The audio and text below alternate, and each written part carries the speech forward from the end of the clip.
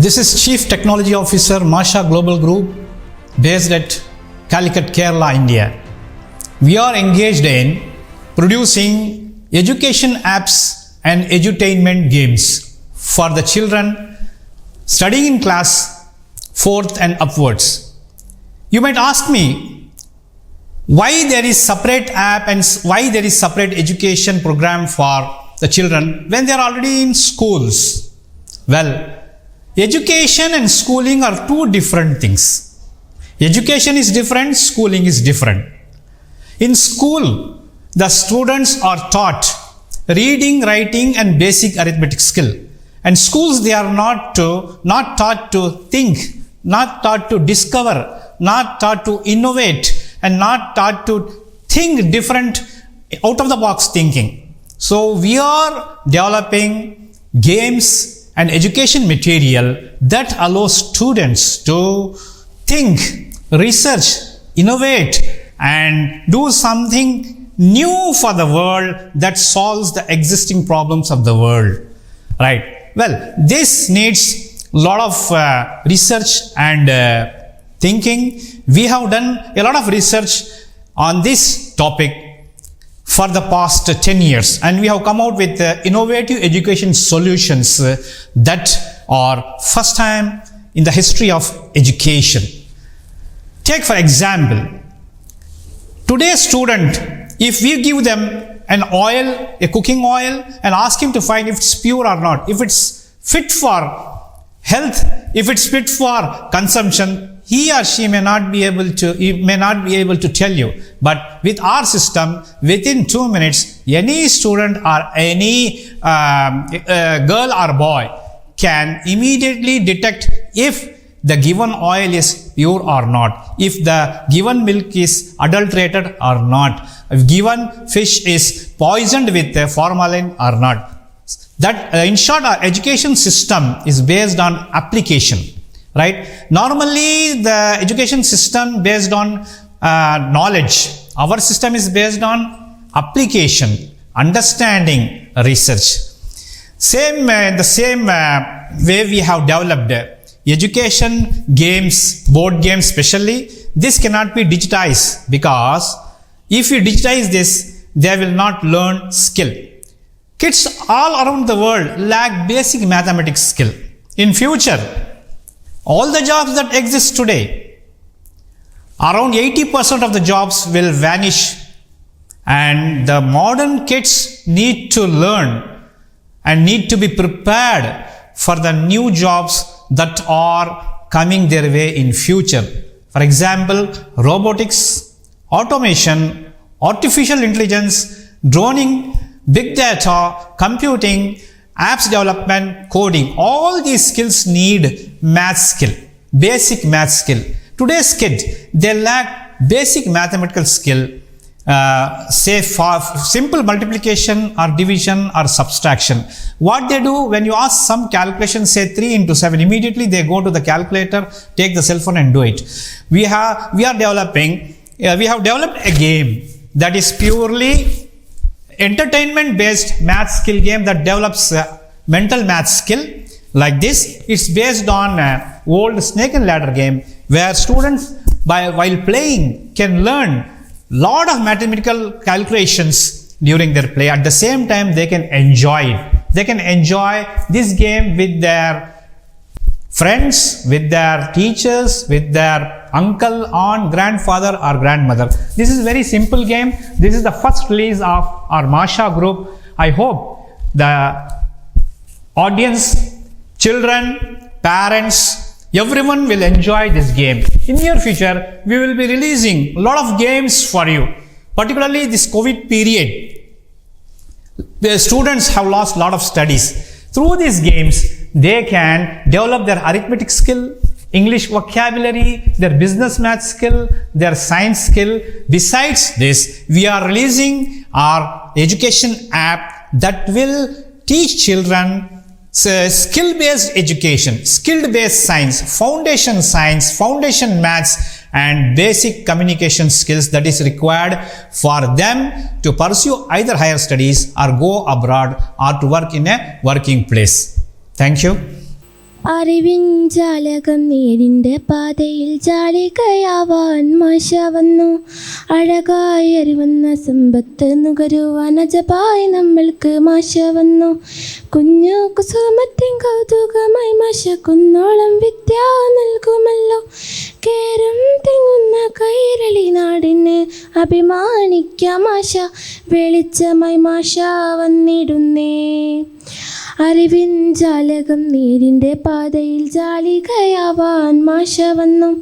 അഴകായി അറിവന്ന സമ്പത്ത് നുകരുവാൻ അജപായി നമ്മൾക്ക് മാഷ വന്നു. കുഞ്ഞു കുസുമത്തിൻ കൗതുകമായി മാഷ കുന്നോളം വിദ്യ നൽകുമല്ലോ. കേരം തിങ്ങുന്ന കൈരളി നാടിന് അഭിമാനിക്കാം മാഷ. വെളിച്ചമായി മാഷ വന്നിടുന്നേ. ഒരു കൂട്ടം കഥ ചൊല്ലി കൈക്കൊട്ടിപ്പാട്ടുമായി താളത്തിന് മേളത്തിന് ഒന്നിച്ചൊന്നായി മധുരത്തെ നുണയുമ്പോൾ മഷിപൂണ്ട കരവുമായി മതിവോളം വിദ്യ നുകർന്നിടണം.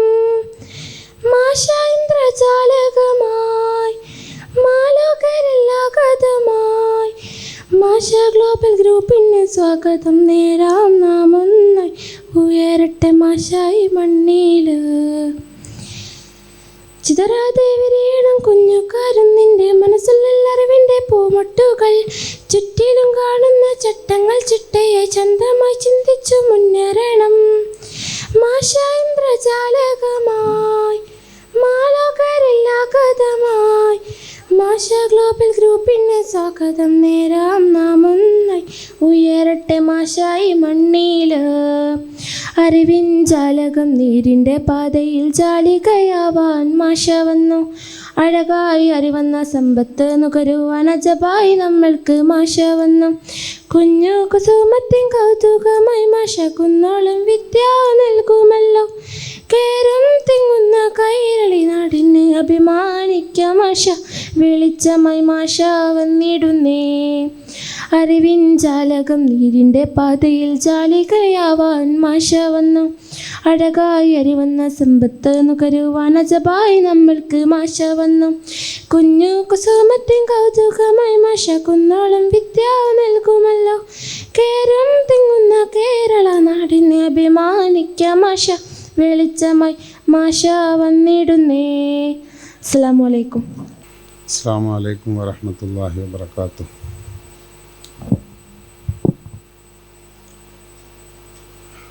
അൽഹംദുലില്ലാഹി റബ്ബിൽ ആലമീൻ. സ്വലാത്തു വസ്സലാമു അലാ റസൂലില്ലാഹി സ്വല്ലല്ലാഹു അലൈഹി വസല്ലം.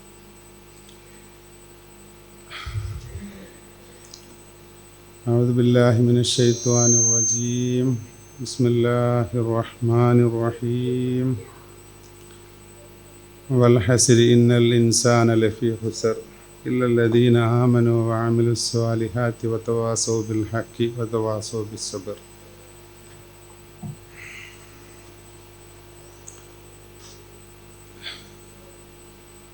ഇവിടെ സന്നിധരായ എല്ലാ മാന്യ വ്യക്തികൾക്കും ഒരാളെ പ്രത്യേകിച്ച് പേരെടുത്ത് പറയാതെ എല്ലാവരുടെയും ഈ ഒരു വിഷയത്തിലേക്ക് സ്വാഗതം ചെയ്യുകയാണ്. നമ്മുടെ ബഹുമാനപ്പെട്ട ഇ ടി മുഹമ്മദ് ബഷീർ സാഹിബ് വിദ്യാഭ്യാസ മേഖലകളിൽ ഒരുപാട് സംഭാവനകൾ നൽകിയ, നാടിന് വിദ്യാഭ്യാസം എങ്ങനെ ആയിരിക്കണമെന്ന് ജനങ്ങൾക്ക് കാണിച്ചു കൊടുത്ത, നാടിന് സമ്മാനിച്ച ആ ഒരു മഹാ വ്യക്തിക്ക് മുന്നിൽ ഈ ഒരു മേഖലയെപ്പറ്റി ഒന്നും പറയാൻ ഞാൻ ആളല്ല. എനിക്കൊന്നും അറിയില്ല. നമ്മുടെ ഈ ഒരു വിഷയം, ഈ ഒരു നോളേജ് എക്കണോമി പ്രൊജക്റ്റ് എന്ന് പറയുന്നത് എൻ്റെ മനസ്സിലുള്ള ഒരാശയമല്ല. ശരിക്കും വിദ്യാഭ്യാസ മേഖലകളിൽ എന്തെങ്കിലും ഒന്ന് ചെയ്യണമെന്ന ഉദ്ദേശത്തോടു കൂടി ഞാൻ ചിന്തിച്ചപ്പോൾ, ഞാൻ അതിനു വേണ്ടി പ്രവർത്തിച്ചപ്പോൾ എൻ്റെ മുമ്പിൽ വന്നുപെട്ട നമ്മുടെ ഒരു മഹൽ വ്യക്തിയുണ്ട്, ഡോക്ടർ മുഹമ്മദ് ഫയാസ്. തമിഴ്നാട് ഗവൺമെൻറ്റിൻ്റെ NCERT സിലബസുകളെല്ലാം പ്രിപ്പയർ ചെയ്ത് ഒരുപാട് കാലത്തെ സർവീസിന് ശേഷം വിരമിച്ച് കഴിയുന്ന ആ ഒരു വ്യക്തി എന്നിലേക്ക് എത്തിപ്പെട്ടത് എങ്ങനെയെന്ന് എനിക്കറിയില്ല. ചിലപ്പോൾ എന്തെങ്കിലും നല്ലൊരു കാര്യം ചെയ്യാൻ വേണ്ടിയുള്ള ഉദ്ദേശത്തോടു കൂടി നമ്മൾ നടക്കുമ്പോൾ നമുക്ക് താങ്ങായി അല്ലെങ്കിൽ നമുക്കൊരു സപ്പോർട്ടായിട്ട് ആരെങ്കിലുമൊക്കെ ഉത്തരവാദിത്തം ഏൽപ്പിക്കാറുണ്ട്.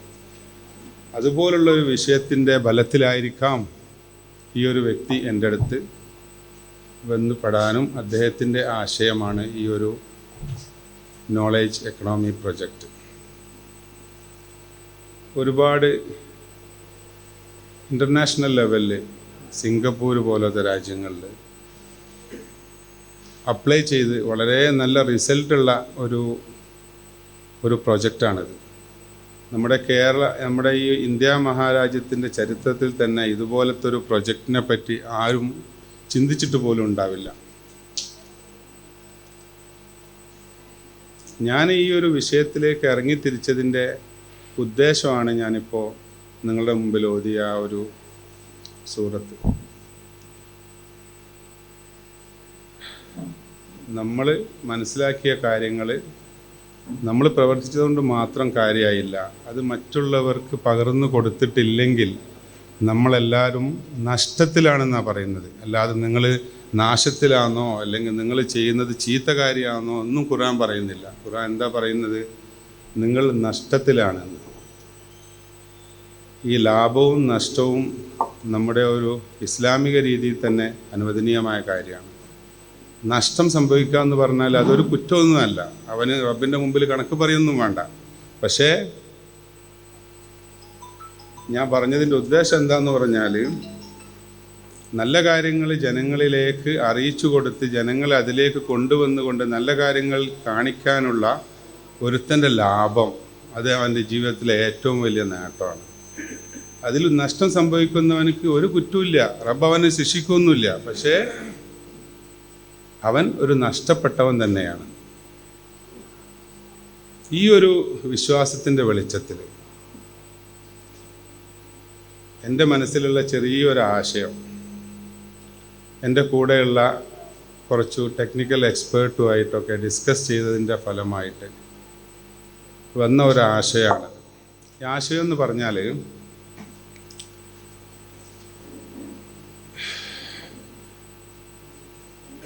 ഇത് എൻ്റെ മകനാണ്. 9 വയസ്സ് 9.5 വയസ്സ് പ്രായമുണ്ട് അവനക്ക്. മുഹമ്മദ് വജീഹ് എന്നാണ് അവൻ്റെ പേര്. അവന് 3 വർഷം ഞാൻ അവനെ സൗദി അറേബ്യയിൽ ഇൻ്റർനാഷണൽ സ്കൂളിൽ കൊണ്ടുപോയി പഠിപ്പിച്ചു. ട്യൂഷന് വെച്ച് കൊടുക്കാൻ വേണ്ടിയിട്ട് അവിടെ ആളെ ഞാൻ ഏർപ്പാട് ചെയ്തു. ഇവിടെ തിരിച്ചു വന്നിട്ട് 2 വർഷം ഒരു ഇംഗ്ലീഷ് മീഡിയം സ്കൂളിൽ ഞാൻ അവനെ പഠിപ്പിച്ചു. ഒരുപാട് കംപ്ലൈൻറ്റുകൾ, അവന് പഠിക്കുന്നില്ല, അവന് മനസ്സിലാവുന്നില്ല, അവന് ആൽഫബറ്റ് അറിയില്ല, അവനക്ക് കണക്ക് കൂട്ടാൻ അറിയില്ല, അവനക്ക് സ്പെല്ലിംഗ് അറിയില്ല എന്നുള്ള ഒരു പരാതികൾ എനിക്ക് കിട്ടി. അതേസമയം നിങ്ങളൊരു നല്ല ഒരു ഹൈ പ്രൊഫൈൽഡ് ഒരു ഗെയിം ഈ കുട്ടിയുടെ അടുത്ത് കൊടുത്തിട്ട് ഇതൊന്ന് കളിച്ചു കൊണ്ട മോനെ എന്ന് പറഞ്ഞാൽ within minutes he can able to complete that game. എനിക്ക് പോലും അത് സാധിക്കില്ല. അതിനർത്ഥം എന്താ? അവന് ബുദ്ധിയില്ലാത്ത കുട്ടിയാണെന്ന അല്ല, അവൻ്റെ ഒരു അഭിരുചിക്കനുസരിച്ച് രീതിയിലുള്ള ഒരു പഠന സമ്പ്രദായമല്ല നമ്മുടെ നാട്ടിലുള്ളത്. നമ്മുടെ ഒരു ഇ ടി മുഹമ്മദ് ബഷീർ സാഹിബ് തുടങ്ങി വെച്ച ഒരു DPEP എന്ന് പറയുന്ന ഒരു പ്രൊജക്റ്റ് ഉണ്ട്. അത് വളരെ നല്ലതാണ്. അതിലെ അവർ എന്താണ് ഉദ്ദേശിച്ചത് അത് ശരിക്കും പ്രസൻറ്റ് ചെയ്യാൻ സാധിച്ചിട്ടില്ല. ഒന്നാമത് ഗവൺമെൻറ് ചെലവിലാണ്, രണ്ടാമത് എത്രയും ഒരു സാങ്കേതിക വിദ്യ ഒന്നും ഡെവലപ്പായിട്ടുള്ള കാലമല്ലായിരുന്നു അന്ന്. അപ്പം ഞങ്ങൾ എന്താ ഉദ്ദേശിക്കുന്നതെന്ന് പറഞ്ഞാൽ, അത് ആ രീതിയിലുള്ളൊരു പഠനത്തിന് നമ്മളൊരു ഡിജിറ്റൽ ഫോർമേഷൻ എന്ന് പറഞ്ഞാൽ ഒരു കുട്ടിയുടെ അറ്റൻഷൻ സ്പാൻ, നിങ്ങൾക്ക് അറിയുമെന്ന് എനിക്കറിയില്ല, ഒരു ആവറേജ് മെമ്മറി കപ്പാസിറ്റി ഉള്ള ഒരു കുട്ടിയുടെ ഒരു അറ്റൻഷൻ സ്പാൻ എന്ന് പറഞ്ഞാൽ വെറും 7 സെക്കൻഡാണ്. ഈ 7 സെക്കൻഡിനുള്ളിൽ ഈ കുട്ടിയെ നമുക്ക് അവനെ പിടിച്ചു നിർത്താൻ പറ്റിയാൽ ആ കുട്ടി മറ്റു വിഷയങ്ങളിലേക്കൊന്നും പോവാതെ അവൻ പഠിക്കുന്ന കാര്യത്തിലേക്ക് അവൻ നിൽക്കും. അതൊരു സൈക്കോളജിയാണ്. അപ്പം ഞങ്ങൾ ആ രീതിയിൽ കുട്ടികൾക്ക് ഇഷ്ടപ്പെടുന്ന അവരുടെ അഭിരുചിക്കൊത്ത വിഷയങ്ങൾ മാത്രം കോർത്തിണക്കിക്കൊണ്ട് നമ്മുടെ നാട്ടിൽ നിലവിലുള്ള CBSE സിലബസുകൾ പോലത്തെ പാഠ്യപദ്ധതിയുടെ എക്സ്ട്രാക്റ്റ്, അതിൻ്റെ ആശയങ്ങൾ ഉൾക്കൊള്ളിച്ചുകൊണ്ട് അവർക്ക് വേണ്ട വിദ്യാഭ്യാസം, ഈ ടീച്ചേഴ്സ് എന്ന ആ ഒരു ബാരിയർ ബ്രേക്ക് ചെയ്തുകൊണ്ട് അവരിൽ ഒരാളായ ഞങ്ങൾ ഈ പരസ്യത്തിൽ കണ്ട 4 കുട്ടികളുണ്ടല്ലോ, അവരാണ് നമ്മുടെ ഈ ഒരു ആപ്ലിക്കേഷനിലെ ക്യാരക്ടേഴ്സ്. അവരാണ് വിവിധ രീതിയിൽ വിവിധ വിഷയങ്ങൾ ഇവരെ പഠിപ്പിക്കുന്നത്. ആ പഠിപ്പിക്കുന്ന രീതി ചിലപ്പോൾ പാട്ടാവാം, ചിലപ്പോൾ കഥ പറച്ചിലാവാം, ചിലപ്പോൾ ഗെയിംസ് ആവാം, അല്ലെങ്കിൽ നല്ല ഹൈ ക്വാളിറ്റി അനിമേഷൻസ് ആവാം, ഈവൻ കാർട്ടൂൺ വരെ അതിൽ വരുന്നുണ്ട്. ഇങ്ങനെ പഠിപ്പിച്ചുകൊണ്ട് കുട്ടികൾക്ക് ഒരിക്കലും ആ ഒരു അറ്റൻഷൻ സ്പാനിൽ നിന്ന് വ്യതിചലിച്ചു പോവാത്ത രീതിയിലുള്ള ഒരു അവസ്ഥ ഒരുക്കി കൊടുക്കുക എന്നുള്ള ഒരു ശ്രമമാണ് എൻ്റെ. അങ്ങനെ ചെയ്താൽ ഇവനെ പഠിപ്പിക്കാൻ പറ്റുമെന്ന് ഞാൻ മനസ്സിലാക്കിക്കൊണ്ടാണ് ഇവനെ, അല്ലെങ്കിൽ ഇവനെ പോലത്തെ ഒരുപാട് കുട്ടികളെ പഠിപ്പിക്കാൻ ആ രീതിയിലുള്ള ഒരു ശ്രമം ഉപകാരപ്പെടും എന്ന എൻ്റെ തിരിച്ചറിവാണ് ഞാൻ എൻ്റെ സുഹൃത്തും ഈ ഒരു വിദ്യാഭ്യാസ മേഖലകളിൽ ഒരുപാട് സംഭാവനകൾ നൽകിയ ഒരു മഹത് വ്യക്തിയുമായി സംസാരിച്ചപ്പോൾ അത് വർക്കൗട്ട് ചെയ്യാനായ എല്ലാ ടെക്നോളജീസും, എല്ലാ ബേസിക് അസറ്റും ആ മനുഷ്യൻ്റെ കയ്യിലുള്ളത് കൊണ്ട് ബഹുമാനപ്പെട്ട E.T. മുഹമ്മദ് ബഷീർ സാഹിബുമായിട്ട് പോയി സംസാരിച്ച് അദ്ദേഹം പറഞ്ഞു തന്ന കാര്യങ്ങൾ ഞങ്ങൾ 10 പോയിൻറ്റ്സ് ഇദ്ദേഹം ബഷീർ സാഹിബിനോട് സംസാരിച്ചു കൊടുത്തു. അതിലൊരു പോയിൻ്റ് പോലും ബഷീർ സാഹിബ് ശരിയല്ല എന്ന് പറഞ്ഞിട്ടില്ല. അത്രക്കും ഒരു ഒരു വണ്ടർഫുള്ളായ, അത്രയും നല്ല രീതിയിലുള്ള ഒരു വിഷയമാണ് ഞങ്ങളിവിടെ പ്രസൻറ്റ് ചെയ്യാൻ പോകുന്നത്. ഇത്രയും നല്ലൊരു സംരംഭം ജനങ്ങളിലേക്ക് എത്തിച്ച് ജനങ്ങളത് ഉപയോഗിച്ച്, ഞങ്ങൾക്ക് ചെറിയ കണ്ടീഷൻസൊക്കെ ഉണ്ട്. ഞങ്ങൾ ഈ ഒരു സബ്സ്ക്രിപ്ഷൻ വളരെ കുറഞ്ഞ പൈസക്കാണ് ഞങ്ങൾ കൊടുക്കുന്നത്. ചിലരൊക്കെ ചോദിക്കും എങ്ങനെ ഞങ്ങൾക്ക് ഇത് കൊടുക്കാൻ പറ്റുകയാണ്. എൻ്റെ തന്നെ ഒരു ടൗൺഷിപ്പ് പ്രൊജക്റ്റ് വരുന്നുണ്ട്, ട്രേഡിംഗ് ആൻഡ് എക്സ്പോർട്ട് ഇമ്പോർട്ട് ഉണ്ട്. അതിൽ നിന്നൊക്കെ കിട്ടുന്ന ലാഭം വരെ ഇതിലേക്ക് നീക്കി വെച്ചാലും എനിക്കൊരു പ്രശ്നമില്ല. ഓക്കെ, നാട് നന്നാൻ വേണ്ടിയിട്ടല്ലേ, നമ്മളെ കുട്ടികൾ 2 അക്ഷരം പഠിക്കാൻ വേണ്ടിയിട്ടല്ലേ, ആ സന്തോഷത്തോടെ തന്നെ ചെയ്യും. പിന്നെ ഈ ഒരു സംരംഭം വിജയിച്ച് നല്ലൊരു നിലയിലേക്ക് എത്തുകയാണെങ്കിൽ അതിൻ്റെ ഒരു 10% അല്ലെങ്കിൽ 20% അതിൻ്റെ ഷെയർ അല്ലെങ്കിൽ അതിൻ്റെ പ്രോഫിറ്റ് നമ്മൾ പ്യുവർലി ചാരിറ്റി എന്ന ഉദ്ദേശത്തോടു കൂടി ചെയ്യാനും എനിക്കൊരു പ്ലാനുണ്ട്. അപ്പോൾ ഇങ്ങനെയൊക്കെയുള്ള ഒരു ഉദ്ദേശമായിട്ടാണ് ഞാൻ നടക്കുന്നത്. ആ ഒരു ഉദ്ദേശമായിട്ടാണ് ഞാൻ നിങ്ങളെ മുമ്പിൽ നിൽക്കുന്നത്. അതിന് നിങ്ങളെല്ലാവരുടെയും സഹായ സഹകരണങ്ങളും അതുപോലെ നിങ്ങളുടെ എല്ലാ ഉപദേശങ്ങളും 35 വർഷം വിദ്യാഭ്യാസ മേഖലകളിൽ അധ്യാപനം ചെയ്ത് ജോലിയിൽ നിന്ന് വിരമിച്ച് നടക്കുന്ന ഒരുപാട് വ്യക്തികൾ എൻ്റെ മുമ്പിലുണ്ട്. ഇവർക്കൊക്കെ എന്തും ചെയ്യാൻ പറ്റുന്നൊരു മേഖലയാണ് വിദ്യാഭ്യാസം. പക്ഷെ അവരുടെ ആ ഒരു കഴിവോ അവരുടെ ആ ഒരു പൊട്ടൻഷ്യലോ ഏത് രീതിയിൽ ഉപയോഗപ്പെടുത്താൻ പറ്റും എന്നുള്ളതിന് ഒരു പ്ലാറ്റ്ഫോം ആരും ക്രിയേറ്റ് ചെയ്തിട്ടില്ല.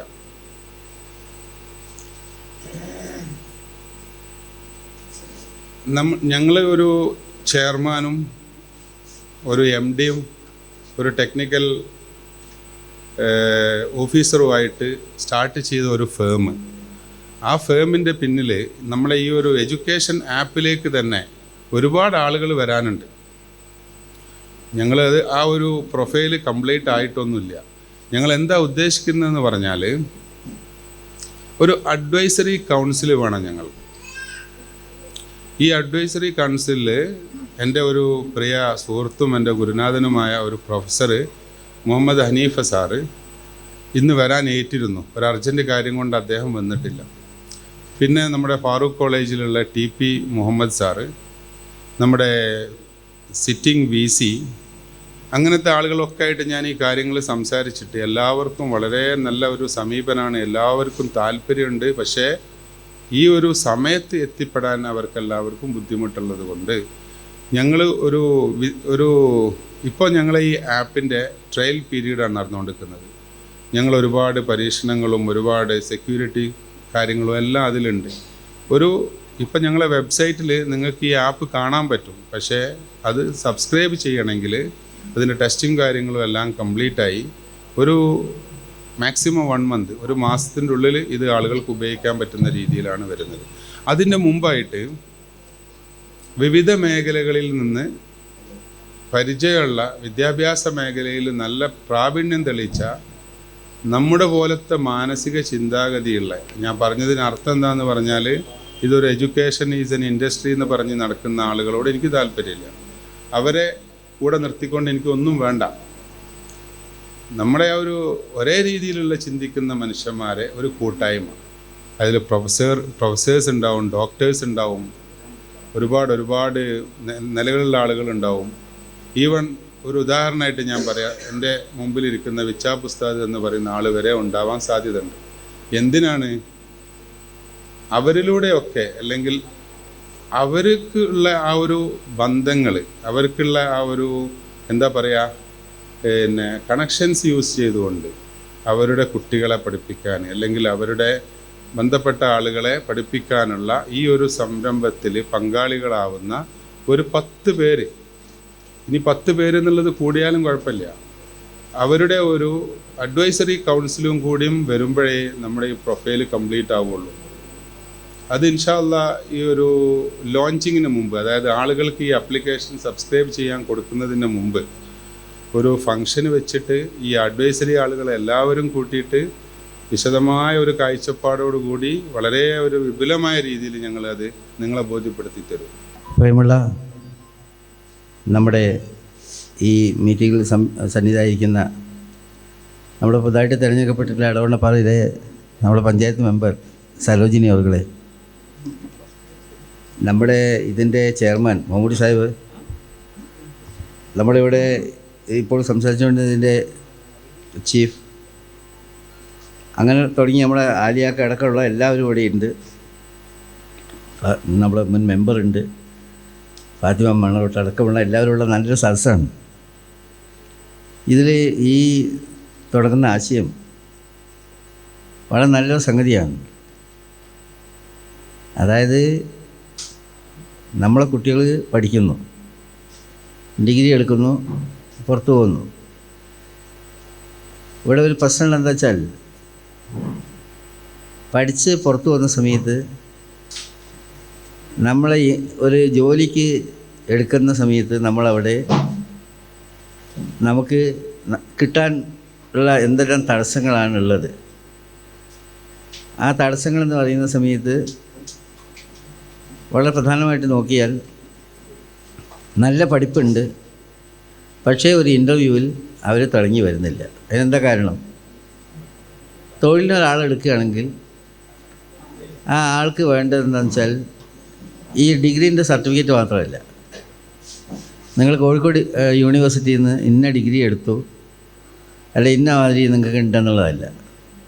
ആ ഡിഗ്രിയോടൊപ്പം തന്നെ നിങ്ങൾക്ക് അവിടെ ഇത് പ്രവർത്തിക്കാൻ കഴിയുന്നുണ്ടോ എന്ന കഴിവ് കൂടിയാണ്. അതിന് പറയുക പെർഫോമൻസ് എന്നാണ്. ആദ്യങ്ങൾ നമ്മൾ ഡിഗ്രി ഓക്കെ, അത് കഴിഞ്ഞിട്ട് പെർഫോമൻസ് ക്വസ്റ്റ്യൻ വരുന്ന സമയത്ത് നമ്മൾ ഒരു തൊഴിലുടമ നോക്കുന്നത് ഇതിന് ആ ജോലിക്ക് പറ്റുമോ എന്നുള്ളതാണ്. ഇവിടെ ദീർഘകാലം പഞ്ചായത്ത് പ്രസിഡൻ്റായിരുന്ന ആളുണ്ട്, ബ്ലോക്ക് പ്രസിഡൻ്റായിരുന്ന ആൾ, പുതിയ മെമ്പറൊക്കെ ഉണ്ട്. നമ്മൾ പഞ്ചായത്തിൻ്റെ ഫ്രണ്ട് ഓഫീസിൽ ഒരു കുട്ടീനെ ഇരുത്താന്നിരിക്കട്ടെ, അവിടെ നോക്കുന്നത് എത്ര അതിൻ്റെ ഡിഗ്രി എത്ര എന്നുള്ളതല്ല, ഡിഗ്രി പ്രധാനം തന്നെ. പക്ഷെ അതിന് ആ ജോലി ഏൽപ്പിച്ചാൽ ഒരു ഫ്രണ്ട് ഓഫീസിൽ ഇരുന്നിട്ട് കൈകാര്യം ചെയ്യേണ്ട ജോലി അതിന് കൈകാര്യം ചെയ്യാൻ കഴിയുന്നുണ്ടോ എന്നുള്ളതാണ് നോക്കുക. തൊഴിലുടമ നോക്കുന്നത് അങ്ങനെയാണ്. അപ്പോൾ അതിന് എന്താണ് പറയാമെന്ന് പറയുന്നത്, നമുക്കെല്ലാം അറിയാവുന്ന പോലെ എംപ്ലോയബിലിറ്റി എൻഹാൻസ്മെൻറ്റ് എന്നുള്ളതാണ്. എംപ്ലോയ്മെൻറ്റും എംപ്ലോയബിലിറ്റിയും തമ്മിൽ വ്യത്യാസമുണ്ട്. എംപ്ലോയബിലിറ്റി എന്ന് പറഞ്ഞാൽ ജോലിക്ക് പറ്റുമോ എന്നുള്ളത് പരിശോധിക്കുക. അപ്പോൾ അതിന് പറ്റുന്ന ചേരുവകൾ കൂടി ഇതിൻ്റെ ഡിഗ്രീൻ്റെ കൂടെ കൊടുത്തു കഴിഞ്ഞാൽ ആ കുട്ടികൾ വേറെ എവിടെയെങ്കിലും പോയാൽ നല്ലതായിട്ട് തിളങ്ങി വരും. അതിൽ പ്രധാനം തന്നെയാണ് ലാംഗ്വേജിൻ്റെ സംഗതി, ഇംഗ്ലീഷിൻ്റെ പരിജ്ഞാനം. അതിലൊക്കെ നല്ലൊരു പ്രാവീണ്യമുള്ള ആളുകൾ അവർക്ക് ജോലി കൂടുതൽ കിട്ടും. പൊതുവെ നമ്മുടെ നാട്ടിൽ ഇത് കഴിവ് കുറവാണ്. നമ്മുടെ നാട്ടിൽ ഇംഗ്ലീഷ് തന്നെ പ്രയോഗിക്കാനും അതൊക്കെ പ്രവൃത്തിയോത്ത് കൊണ്ടുവരാനുള്ള കഴിവുള്ള ആൾക്കാർ പൊതുവെ കുറയുകയാണ്. അപ്പം അത്തരം കഴിവുകൾ, അതുപോലെ തന്നെ ഈ പഠിപ്പിക്കൽ തന്നെ ഒരു രസകരമായ ഒരു അനുഭവമാണ്. നമ്മുടെ പഞ്ചായത്തിൽ ശരിക്ക് വിദ്യാഭ്യാസത്തിൻ്റെ സമഗ്ര പദ്ധതിക്ക് നേതൃത്വം കൊടുത്ത ആളാണ് കെ വാലി. അൽസാബിയുടെ പ്രസിഡൻ്റ് ആകുന്ന സമയത്ത് ശരിക്കും വാഴക്കാട് പഞ്ചായത്തിൽ തുടങ്ങിയ വിദ്യാഭ്യാസ മോഡൽ ഇന്ന് അതിൻ്റെ പഴയ പരിപാടിക്ക് അദ്ദേഹം പിടിച്ചിരുന്നു. ആ മോഡൽ ശരിക്കും പറഞ്ഞാൽ കൃത്യമായിട്ട് എവിടെയാണ് നമ്മുടെ പോരായ്മ ഉള്ളത് എന്ന് കൃത്യം മനസ്സിലാക്കി അത് അഡ്രസ്സ് ചെയ്യുന്നതിന് വേണ്ടി നടത്തിയ ശ്രമങ്ങളാണ്. അതിൽ വലിയ വിജയം പഞ്ചായത്തിലുണ്ടായിട്ടുണ്ട്. അതുപോലെ നമ്മൾ മനസ്സിലാക്കേണ്ട ഒരു കാര്യം എന്ന് പറയുന്നത് നമുക്ക്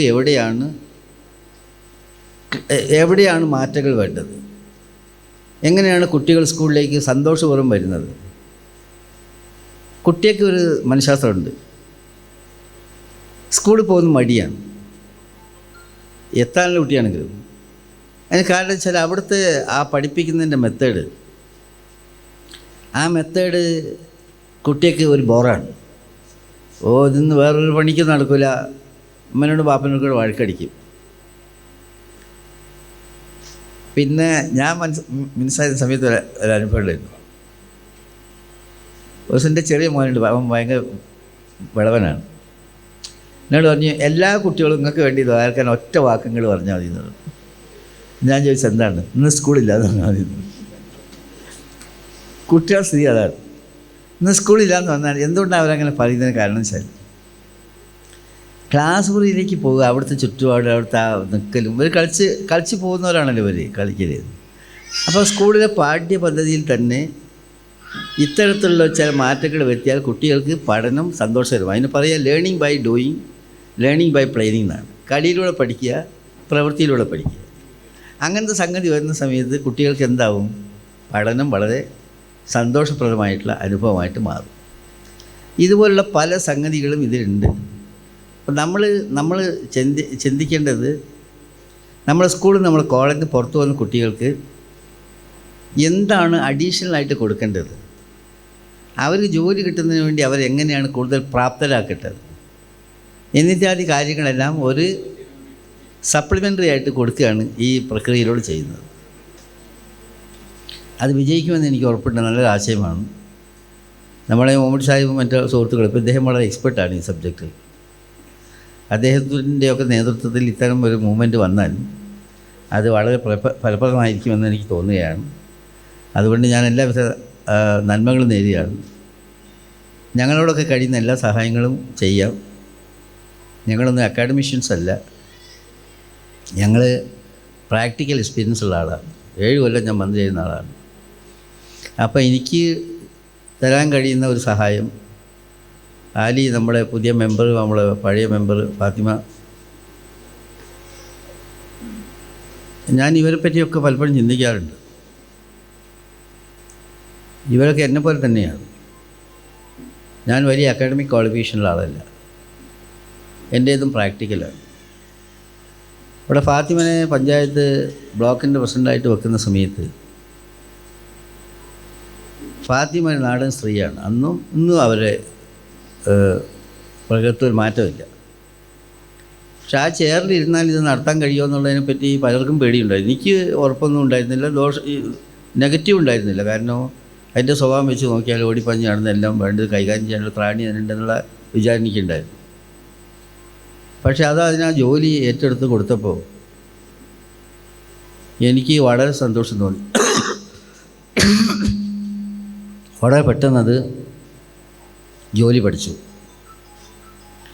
അപ്പോൾ ഈ കഴിവെന്ന് പറയുന്നത് നമ്മൾ ഓരോ സ്ഥലത്തെത്തുന്ന സമയത്ത് ആർജിക്കലാണ്. ആ ആർജിക്കാൻ വേണ്ടിയാണ് പുതിയ മെമ്പറുമായിട്ട് ഞാൻ സംസാരിക്കുകയായിരുന്നു, സരോജിനിയായിട്ട്. വേഗത്തിൽ ഇതിനൊക്കെ നമ്മളെല്ലാം സപ്പോർട്ട് ചെയ്ത് കൊടുത്ത് അസറ്റ് മെമ്പർമാരാക്കാൻ വേണ്ടി നമ്മളെല്ലാം പരിശ്രമിക്കുന്നു. അതുപോലെ തന്നെയാണ് ഇതിൻ്റെയും കാര്യം. അപ്പോൾ ഇത് ചെയ്യാൻ പറ്റിയ ഒരു നേതൃത്വമാണ് ഇവിടെയുള്ളത്. അത് സജീവമായിട്ട് എല്ലാവരും പങ്കെടുത്ത് രക്ഷിതാക്കൾ ഉത്സാഹിച്ചാൽ വളരെ വലിയൊരു മാറ്റം ഈ രംഗത്ത് ഉണ്ടാക്കിയെടുക്കാൻ സാധിക്കും എന്നാണ് എൻ്റെ വിശ്വാസം. അതുകൊണ്ട് ഞാനിത് വന്നപ്പോൾ, മുഹമ്മദ് സാഹിബൊക്കെ വന്നപ്പോൾ ഞാൻ പറഞ്ഞു, നല്ല കാര്യം തന്നെ, നമ്മുടെ നാട്ടിലെ കുട്ടികൾക്ക് നല്ല കഴിവുകൾ വികസിപ്പിക്കാൻ വേണ്ടിയിട്ടുള്ള നല്ലൊരു സന്ദർഭമാണല്ലോ എന്ന് പറയുകയും ചെയ്തു. നമുക്ക് നന്നായിട്ട് നടത്തണം. നമ്മുടെ എടവണ്ണപ്പാറയിൽ ഇതുപോലെയുള്ള സ്ഥാപനങ്ങളൊക്കെ വരുന്നത് എന്തുകൊണ്ട് നമുക്ക് സന്തോഷമുള്ള കാര്യമാണ്. ഇന്നതിൻ്റെ ഉദ്ഘാടന വേളയിൽ പങ്കെടുക്കാൻ കഴിഞ്ഞതിലുള്ള സന്തോഷം ഇവിടെ രേഖപ്പെടുത്തുകയാണ്. എനിക്ക് 1-2 ചുറ്റുപാട് കൂടി ഉള്ളതുകൊണ്ട് അല്ലെങ്കിൽ കുറച്ച് സമയമൊക്കെ കുട്ടികളുടെ കൂടെ ഇരുന്ന് കാര്യങ്ങളൊക്കെ മനസ്സിലാക്കാൻ ശ്രമിക്കുമായിരുന്നു. ഏതായാലും ഇത് നന്നാവട്ടെ, ഇതിന് ഐശ്വര്യം ഉണ്ടാകട്ടെ എന്ന് പ്രാർത്ഥിച്ചുകൊണ്ട് ഇതിൻ്റെ ഔപചാരികമായ ഉദ്ഘാടനം നിർവഹിച്ചതായി പ്രഖ്യാപിച്ചുകൊണ്ട് എൻ്റെ വാക്കുകൾ അവസാനിപ്പിക്കുന്നു. നന്ദി, നമസ്കാരം. പഴയ കാലത്ത് മാറി ആധുനിക വിദ്യാഭ്യാസ രീതി എങ്ങനെ ഗുണകരമാക്കാൻ സാധിക്കും, അത് നാടിന് എന്ത് ചെയ്യാൻ സാധിക്കും, കുടുംബത്തിന് എന്ത് ചെയ്യാൻ സാധിക്കും ചിന്തിച്ചുകൊണ്ടിരിക്കുക. വിദ്യാഭ്യാസത്തിൻ്റെ അടിത്തറ നഷ്ടപ്പെട്ടു പോകുന്ന കാലഘട്ടത്തിൽ ഇത്തരത്തിൽ പുതിയ സംഭവവികാസങ്ങൾ നടത്താൻ സാധിക്കും. ഞങ്ങളെപ്പോലുള്ള സ്ഥാപനങ്ങൾ, ഇപ്പം 4ാം തരം വരെയുള്ള കുട്ടികൾക്ക് കഴിയുമെന്നാണ് പറഞ്ഞത്, സ്ഥാപനങ്ങൾ പോലും ഇവർ ഉപദേശ നിർദ്ദേശങ്ങളനുസരിച്ച് വിദ്യാഭ്യാസ മാറ്റങ്ങൾ വരുത്തി കൊണ്ടുപോകാൻ സാധിച്ചാൽ എൻ്റെ സ്ഥാപനം അത്തരത്തിൽ ചിന്തിക്കുവാനും ആ മേഖലയിൽ നിങ്ങളുടെ സഹകരണം തേടാനും ഒരുക്കമാണ് എന്നറിയിക്കുന്നതോടൊപ്പം നിങ്ങളുടെ ബുദ്ധിയിലുദിച്ച ഈ ആശയം വളരെ നന്നാവട്ടെ, വലുതാകട്ടെ, അത് വികസിക്കട്ടെ, അത് വലുതായി നന്നായി വളരട്ടെ എന്ന് മാത്രം സൂചിപ്പിച്ചുകൊണ്ട് ഒരു സ്കോപ്പ് ഉള്ള മേഖലയാണ്, കോമ്പറ്റേറ്റീവ് ആയിട്ടുള്ളൊരു മേഖലയാണ്. ഇതിൽ നല്ല ഹാർഡ് വർക്ക് ആവശ്യമായിട്ടുണ്ടാവും. നന്നായിട്ട് ഹോംവർക്കും അതോടൊപ്പം തന്നെ ഹാർഡ് വർക്കും ഇതിന് വേണ്ടി വരും എന്നാണ് ഞാൻ മനസ്സിലാക്കുന്നത്. തീർച്ചയായിട്ടും വിദ്യാഭ്യാസം എന്ന് പറയുന്നത് ഒരു സമൂഹത്തെ വളർത്തുന്നതിനുള്ള ഏറ്റവും പ്രധാനപ്പെട്ട ഘടകമാണ്. ഒരു സമൂഹത്തിൻ്റെ സ്വഭാവത്തെ രൂപീകരിക്കുന്നതിൽ, ആ സമൂഹത്തിൻ്റെ ഭാവിയെ നിർണ്ണയിക്കുന്നതിലൊക്കെ വിദ്യാഭ്യാസത്തിന് വലിയ പ്രാധാന്യമുണ്ട്. പലപ്പോഴും നമ്മൾ ഈ സാങ്കേതിക വിദ്യയുടെയും ആധുനിക വിദ്യാഭ്യാസത്തിൻ്റെയും പിന്നിലൂടെ പോകുമ്പോഴൊപ്പം നഷ്ടപ്പെട്ടു പോകുന്ന ഒരു ധാർമ്മിക തലമുണ്ട്. ആ ധാർമ്മിക തലത്തെ കൂടി കവർ ചെയ്യുന്ന പദ്ധതികൾ അല്ലെങ്കിൽ അത്തരത്തിലുള്ള ഒരു ഓറിയൻറ്റേഷൻ നിങ്ങളുടെ ഈ ആപ്പിലൂടെ നിങ്ങൾക്ക് നൽകാൻ സാധിക്കുമെങ്കിൽ അതായിരിക്കും നിങ്ങൾ ഈ കമ്മ്യൂണിറ്റിക്ക് നൽകുന്ന ഏറ്റവും വലിയ സംഭാവന എന്നാണ് ഞാൻ മനസ്സിലാക്കുന്നത്. നമ്മുടെ നാട്ടിൽ നിന്ന് റഹ്മാൻ സാഹിബ് പറഞ്ഞതുപോലെ വിദ്യാഭ്യാസത്തിന് ഏറ്റവും മുന്തിയ പരിഗണന വളരെ മുമ്പേ നടത്തിയ വാഴക്കാട് നിന്നും ഇങ്ങനെ ലോകത്തിന് ഉപകാരപ്പെടുന്ന ഒരു വിദ്യാഭ്യാസ പദ്ധതി രൂപം കൊണ്ടു വരുന്നു എന്ന് നമുക്കെല്ലാവർക്കും അഭിമാനിക്കാം. വിദ്യാഭ്യാസ മേഖലകളിലേക്ക് അവരെ കൊണ്ടുവരാനും പുതിയ വാതായനങ്ങൾ തുറക്കുവാനും ഈ സംരംഭം ഉപകാരപ്പെടട്ടെ എന്ന് ആശംസിച്ചുകൊണ്ട് എല്ലാവിധ ആശംസകളും നേരുന്നു. തീർച്ചയായിട്ടും നമുക്കറിയാം, ഒരു സമൂഹത്തിൻ്റെ പുരോഗതി എന്ന് പറയുമ്പോൾ അത് വിദ്യാഭ്യാസത്തിലൂടെ മാത്രമേ നടക്കൂ എന്ന് നമുക്ക് കാണിച്ചു തന്ന ഒരു മഹാ വ്യക്തിത്വം CH മുഹമ്മദ് കോയ സാഹിബ്. തൻ്റെ സമൂഹത്തിന്, തൻ്റെ കുട്ടികൾക്ക് അഭിരുചിക്കനുസരിച്ചുള്ള വിദ്യാഭ്യാസം നൽകുക എന്നതാണ് ഇതിൻ്റെ ഒരു ആകത്തുക എന്ന് ഞാൻ മനസ്സിലാക്കുകയാണ്. എന്തായാലും ഈ ഒരു പ്രോഗ്രാമിന് എല്ലാവിധ വിജയാശംസകളും അഭിനന്ദനങ്ങളും അറിയിക്കാൻ ഈ അവസരം ഉപയോഗപ്പെടുത്തുകയാണ്. നേരത്തെ ബഷീർ സാഹിബൊക്കെ കൊണ്ടുവന്ന DPEPയും അല്ലെങ്കിൽ SSA ഒക്കെയുള്ള ആ പാഠ്യപദ്ധതിയൊക്കെ കുറച്ച് പരിചയിച്ചുകൊണ്ടായിരിക്കാം ഞാൻ ഈ ആ കുട്ടിയെ ഒബ്സർവ് ചെയ്താൽ ഒരു 10 മിനിറ്റോളം ആ കുട്ടിയെ ശ്രദ്ധിച്ചപ്പോൾ അതിനിടയിൽ ഒരു പ്രാവശ്യം പോലും കുട്ടി ഭക്ഷണപാത്രത്തിലേക്ക് നോക്കുന്നില്ല.